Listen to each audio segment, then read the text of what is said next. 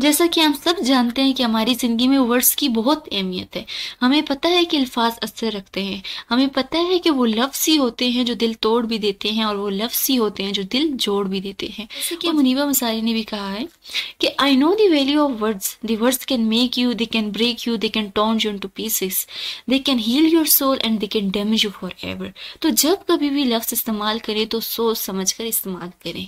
मगर यहाँ पे एक क्वेश्चन अराइज होता है कि क्या हमारी कम्युनिकेशन के अंदर सिर्फ और सिर्फ लफ्ज़ों की अहमियत है? क्या हम लफ्ज़ों के ज़रिए ही दूसरों को समझा सकते हैं? क्या वर्ड्स की इतनी इंपॉर्टेंस है कि हम दूसरे की हर एक बात को समझ लेते हैं, हमें और किसी की ज़रूरत नहीं पड़ती? क्या हम सिर्फ वर्ड्स के ज़रिए दूसरों के इमोशंस को, उनके थॉट्स को, उनकी फीलिंग को, उनके बिहेवियर या मूड को समझ सकते हैं?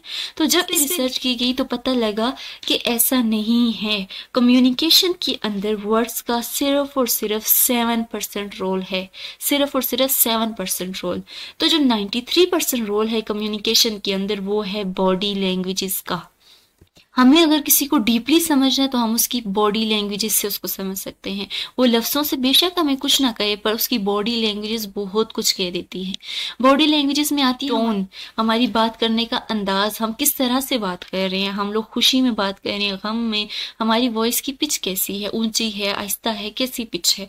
और हमारी बॉडी लैंग्वेजेस में जैसे कि हमारी फेशियल, हम बात करते हुए कैसे फेशियल एक्सप्रेशन यूज़ कर रहे हैं, हम कैसे बॉडी पोस्चर शो कर रहे हैं और हम कैसे हैंड गेस्चर शो कर रहे हैं, हम किसी हैंड्स को मूव कर रहे हैं। ये चीज मैटर करती है, ना कि वर्ड्स। सिर्फ हम वर्ड्स से किसी को नहीं समझ सकते। अगर हमें सही तरह से किसी को समझना है तो हमें उसकी बॉडी लैंग्वेज को समझना पड़ेगा। हमें समझना पड़ेगा कि वो क्या शो करवाना चाह रहा है, ना कि सिर्फ उसके लफ्जों पर ध्यान देना होगा।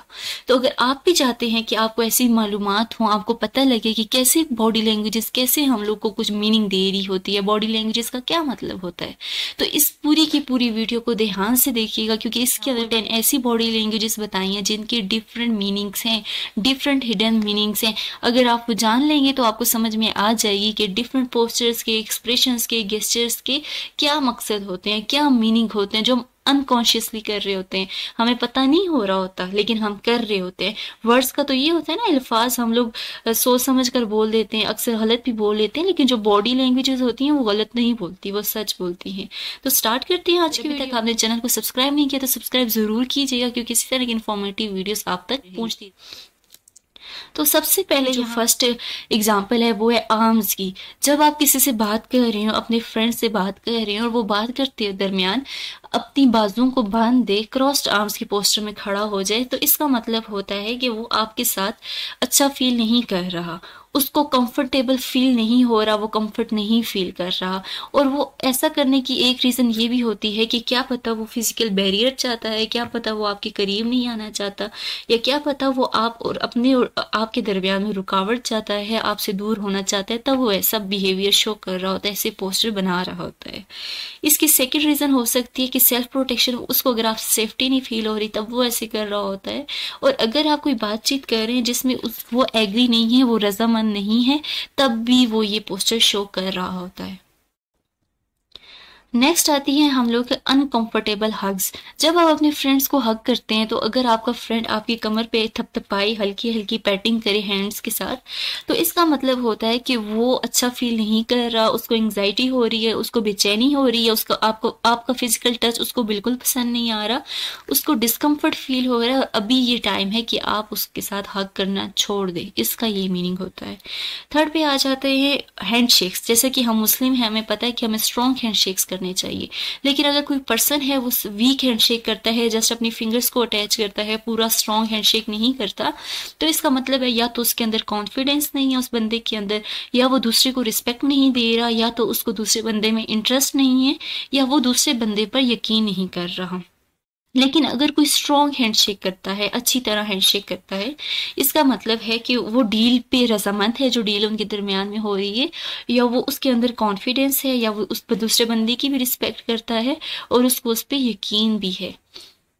नेक्स्ट आ जाते हैं holding your finger tips together and your palms apart.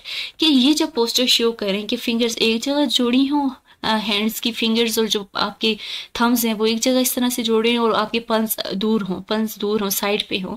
तो ये एक ऐसा पोस्टर है जो शो कराता है कि यहाँ पर मेरी ही हुकूमत चलेगी, इस जगह का मैं ही मालिक हूँ, मैं ही बॉस हूँ। ये करवाता है कि I am the boss.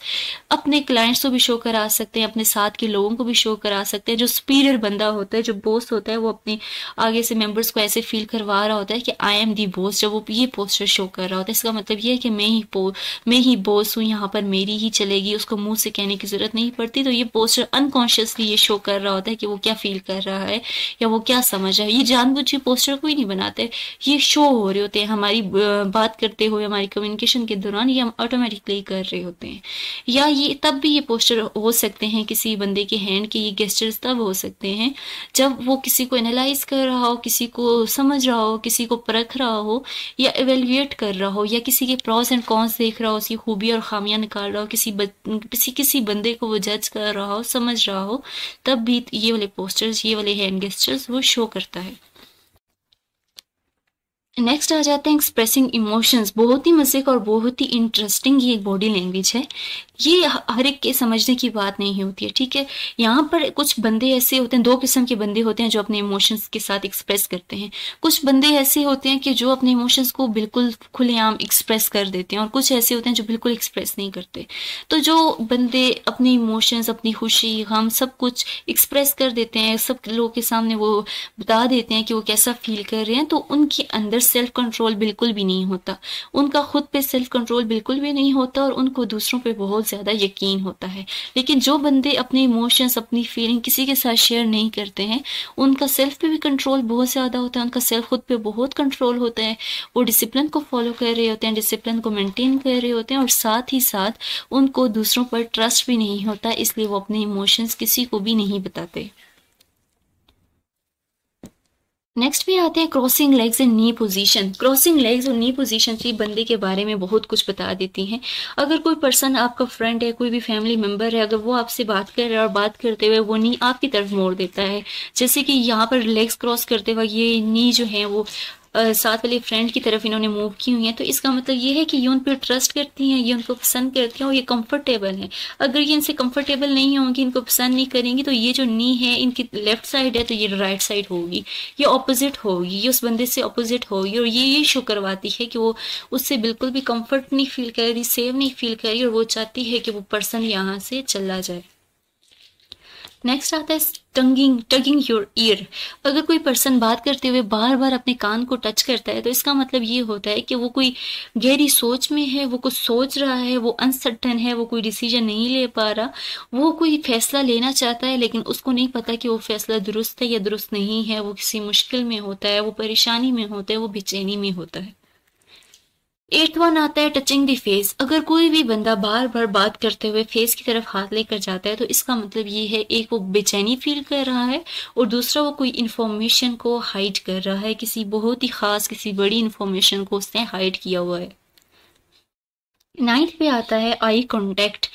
Eye contact different हो सकते हैं। कुछ पीपल होते हैं जो कि अच्छा आई कॉन्टेक्ट मेंटेन करते हैं, कुछ पीपल होते हैं जो मुसलसल आई कॉन्टेक्ट मेंटेन करते हैं, लेकिन कुछ लोग होते हैं जो बिल्कुल आई कॉन्टेक्ट मेंटेन कर ही नहीं सकते, नज़रों में नज़रें मिला ही नहीं सकते। तो वो पर्सन जो अच्छी तरह आई कॉन्टेक्ट मेंटेन करते हैं, उनमें कॉन्फिडेंस भी होता है, वो दूसरे को अटेंशन भी दे रहे होते हैं, दूसरे की बात समझ रहे होते हैं, और वो सिंसियर होते हैं, वो लॉयल होते हैं, वो दूसरे को समझ रहे होते हैं, क्योंकि वो आंखों में आंखें मिलाकर बात करने का कॉन्फिडेंस रखते हैं। लेकिन दूसरे जगह पर देखा जाए कि ये बंदा भी तो आंखें मिला रहा है, आई कांटेक्ट रख रहा है, लेकिन ये अच्छे फेशियल एक्सप्रेशन नहीं यूज कर रहा, यहाँ पे अच्छे फेशियल एक्सप्रेशन नहीं शो कर रहा। इसका मतलब ये है कि इसको गुस्सा आ गया दूसरे की कम्युनिकेशन से, दूसरे बंदे ने कुछ ज्यादा बोल दिया है और इसको पसंद नहीं आ रहा और ये मुसलसल उसको घूर रहा है। तो यहाँ पर दूसरे बंदे को चाहिए कि वो खामोश हो जाए, क्योंकि ये बंदा ज्यादा गुस्से में जा सकता है। और एक और आई कांटेक्ट है, जब बंदा बिल्कुल आई कांटेक्ट मेंटेन ना कर सकता हो, आपकी आंखों में आंखें ना मिला सकता हो।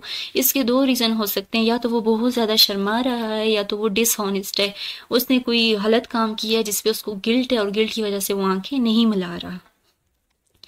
नेक्स्ट आता है सुपर हीरो पोज। ये एक ऐसा इंटरेस्टिंग पोज है कि जो पर्सन भी ऐसा पोज बनाता है उसको लगता है कि वो डोमिनेट कर रहा है, उस जगह का बादशाह है, वो उसके अंदर पावर है, उसमें कॉन्फिडेंस है। तो जो इस तरह स्ट्रेट पोस्चर शो करते हैं, बिल्कुल स्ट्रेट पोस्चर, इनकी बॉडी बेंड नहीं हुई है, स्ट्रेट पोस्चर शो हुआ है, इनकी सर जो है इनके कंधों में नहीं है, बिल्कुल स्ट्रेट है, और उनकी जो हैंड्स हैं वो इस तरह बांधे हुए। तो ये वाला जो पोस्चर है, ये जो बॉडी का पूरा पोस्चर है, ये सुपर हीरो पोज भी कहलाता है। और इस पोज के दौरान ये होता है कि बंदा डोमिनेंसी शो करा रहा होता है, पावर शो करा रहा होता है। और इस दौरान हमारी बॉडी में डिफरेंट चेंजिंग्स होती हैं, हमारी हार्मोनल चेंजेस होती हैं, और उसके दौरान हमारा जो हार्मोन है टेस्टोस्टेरोन, ये इंक्रीज हो जाता है और कॉर्टिसोल की प्रोडक्शन डिक्रीज हो जाती है। टेस्टोस्टेरोन वो हार्मोन है जो मेल्स में ज़्यादा होता है, जो कि मेल कैरेक्टर्स लेके आता है, और टेस्टोस्टेरोन की वजह से वो पर्सन डोमिनेंसी और पावर वगैरह फील करता है। और कॉर्टिसोल क्यों डिक्रीज हो जाता है? क्योंकि कॉर्टिसोल एक स्ट्रेस हार्मोन है, टेंशन वाला हार्मोन है।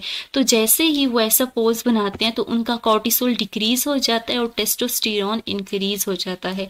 इस वजह से वो पावर फील कराते हैं। तो यहाँ पर एक चीज़ समझने की है कि हमें कभी भी अपने कंधों के अंदर सर डालकर नहीं घूमना चाहिए, लेजी पर्सन की तरह नहीं घूमना चाहिए।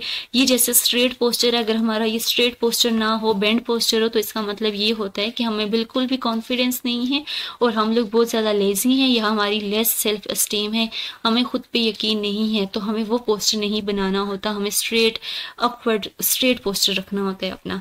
तो यहीं तक थे आज के 10 पॉइंट्स। उम्मीद करती हूँ आपको सब कुछ समझ में आया होगा।